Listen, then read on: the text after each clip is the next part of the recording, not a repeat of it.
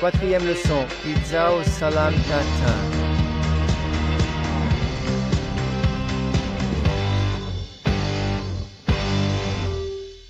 Dans cette leçon, nous faisons la pâte pour le salam tatin. Pour réaliser la pâte, suivez la recette que nous avons faite dans la leçon 3. J'ai mis plus d'eau pour atteindre 65% d'hydratation en ajoutant du liquide.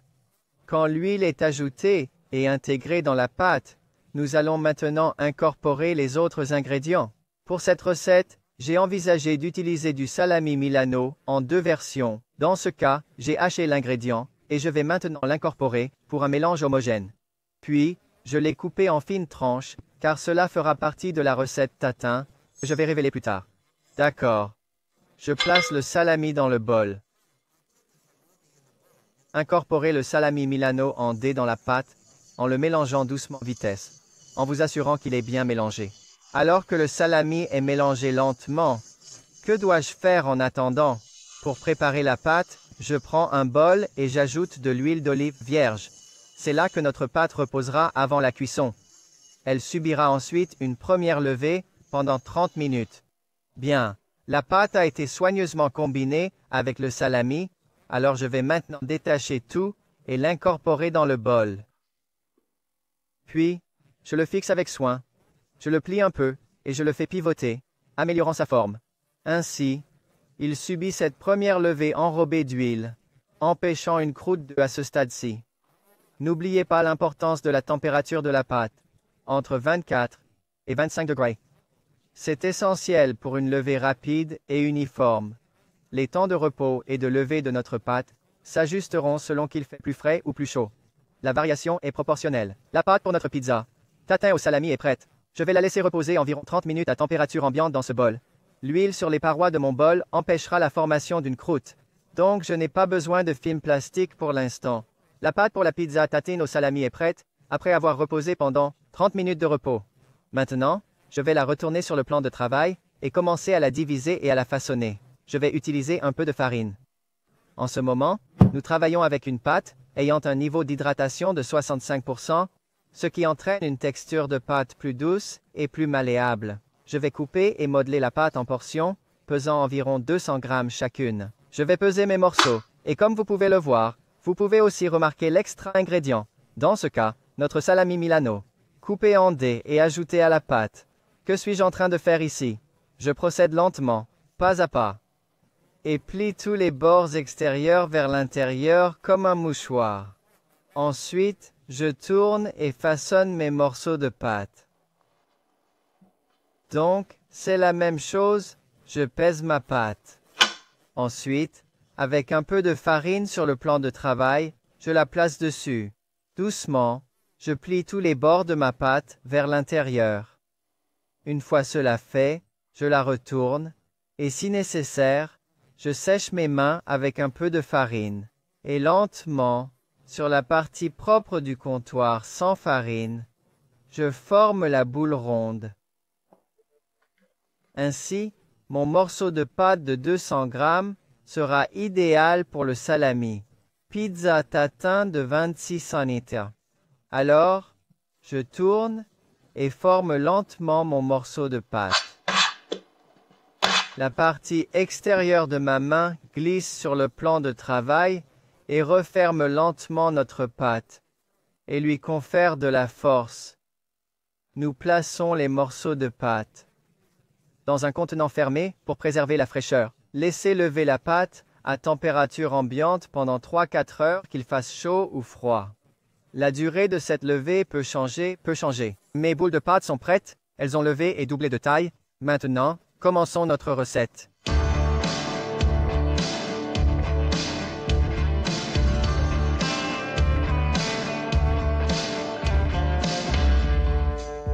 Prêt pour notre pizza tatin au salami, nous allons faire les choses différemment. Le contraire de notre méthode habituelle. Au lieu de mettre la pâte en dessous, celle-ci sera le dernier ingrédient à mettre.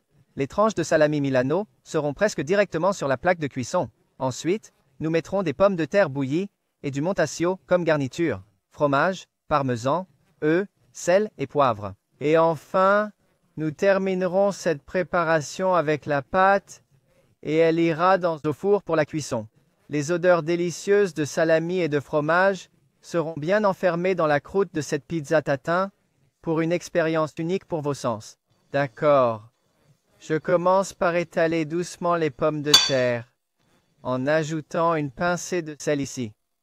Gardons toujours à l'esprit que nous avons aussi les fromages qui ajouteront de la saveur. Un peu de poivre, je vais le moudre maintenant. Du poivre noir. Je le mélange un peu. J'ajoute le montasio. Dans ce cas, le parmesan est râpé. Des flocons sont prêts, qui gardent un peu plus de goût lors de la cuisson. Et enfin, je termine avec les œufs. Je les mélange légèrement. Mélange. Et ensuite, je l'ajoute au mélange. Je tente de tout mélanger doucement. Nous sommes prêts et nous passons à tapisser notre plat de cuisson avec le premier ingrédient, qui est du salami Milano coupé finement, environ 1 mm d'épaisseur.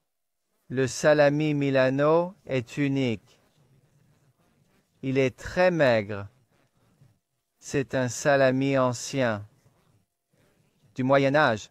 Dans ce cas, les épices et le sel complètent parfaitement les pommes de terre et fromage, créant une belle harmonie. Les ingrédients se marient bien, ce qui crée une harmonie. Je procède donc à placer mon salami en le laissant glisser le long du bord. J'ai également utilisé un peu de papier cuisson. Si le plat n'est pas anti-adhésif, le papier sulfurisé peut être utile pour éviter que les aliments ne collent.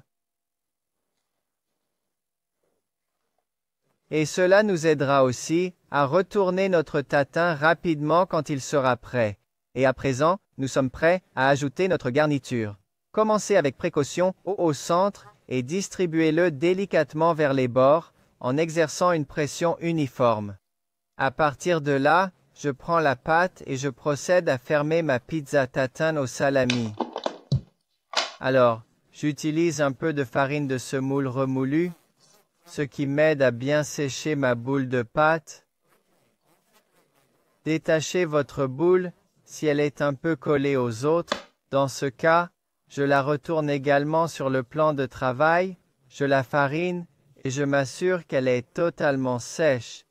Et après, que fais-je?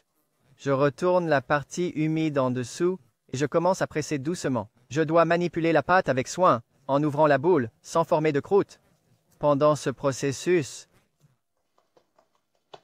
je peux continuer à l'ouvrir sur le comptoir, ou je peux lentement m'aider avec mes mains, soit en l'ouvrant avec une sorte de technique de claquement, aussi appelé claquement napolitain, ou en étalant ma pâte doucement avec le dos de mes mains.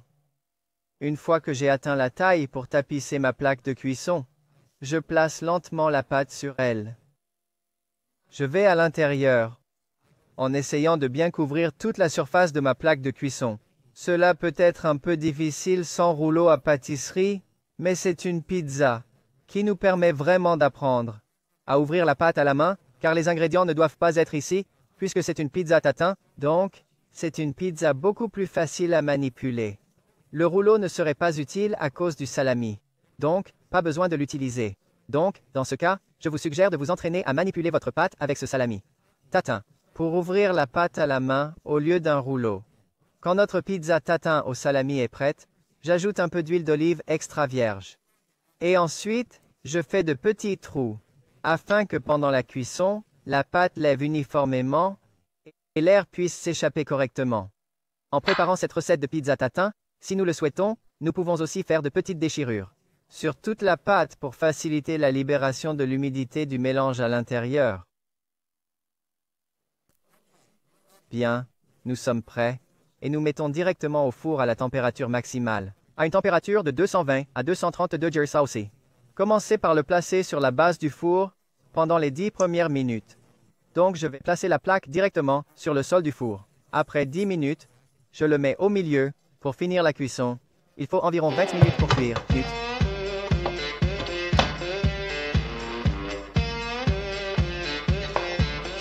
Voici notre pizza tatin au salami, prête à être retournée.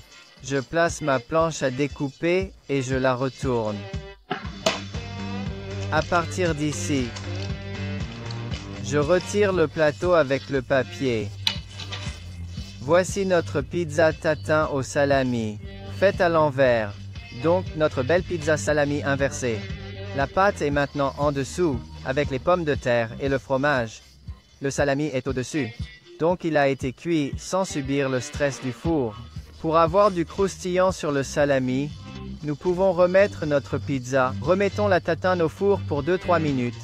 J'adore quand la pâte mélange la texture du salami avec un croustillant parfait, juste comme ça. J'ajoute du thym et notre pizza tatin au salami est prête.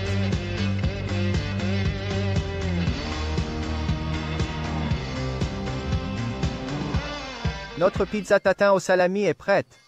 C'est la fin de cette recette délicieuse. Aussi, notre pizza tatin au salami. Cette pizza à l'envers, faite entièrement à l'envers.